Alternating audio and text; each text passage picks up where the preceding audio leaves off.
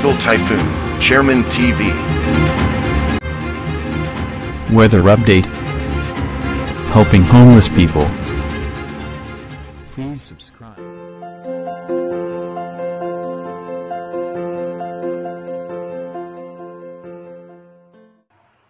Magandang hapon po. Ito po ang latest update natin para nga po dito sa monitor natin na si Bagyong Krising.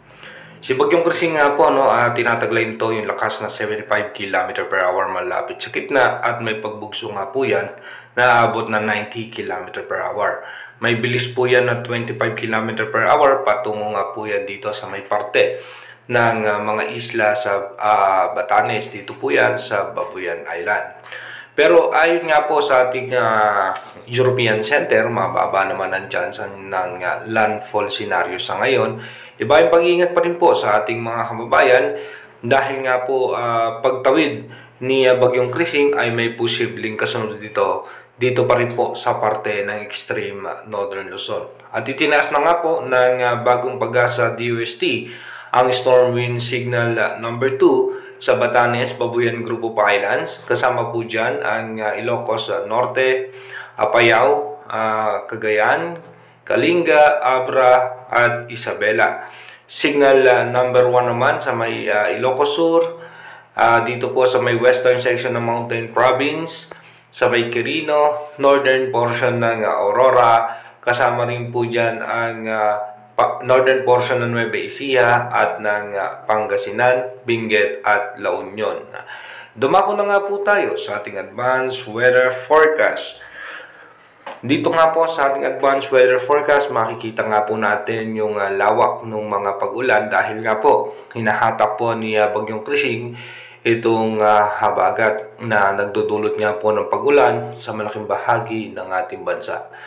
At ito nga po ay posibleng tumawid dito sa parte ng extreme northern Luzon at posibleng mas lumakas pa nga itong si Bagyong Krising at diretso po yan dito nga po sa may parte ng China. At habang papalayo po yan, si Bagyong Krising ay mananatili po makakaranas ng pagulan ng eastern section ng ating bansa, lalong-lalo na po ang eastern section ng central at northern Luzon. At dito nga po, habang lumalayo, si Bagyong Krising magkakaroon nga po tayo ng possible low pressure area sa eastern section ng extreme northern Luzon. At ito nga po, mataas ang posibilidad na ito po yung maging sama ng panahon o tropical depression. At kung sakali nga pong matutuloy ito po ay posibleng magiging si Bagyong Dante. Kaya iba yung paghahanda na naman po para sa ating mga kababayan sa parte ng extreme northern Luzon dahil nga po dito sa panibagong sama ng panahon na posibleng magdulot muli ng pag-ulan sa halos buong Luzon, including Metro Manila. Kasama rin po ang parte ng Mindoro provinces dahil nga po sa paghatak muli sa hanging habagat. Mataas din po ang tsansa na ito po ay umabot din po ng severe tropical storm or hanggang tropical storm category, pero ito po ibabantayan pa rin po natin dahil magbabago pa rin nga po ang kanyang magiging posibleng senaryo. Para nga po doon sa ating mga kababayan, tayo po ay maghahanda palagi tuwing merong bagyo dahil ang bagyo nga po, inuulit natin, unpredictable po yan.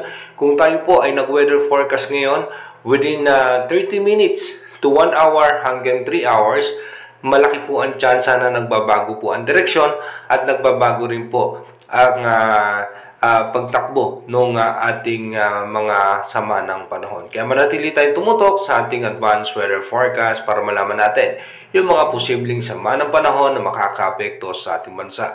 At pasensya na po sa ating mga subscriber dahil po nagkaroon lamang tayo ng technical error sa ating mga system kaya hindi po tayo nakakapag weather update na may video at dahil katatapos lang din po natin sa training about weather. Ingat po at God bless po sa ating lahat.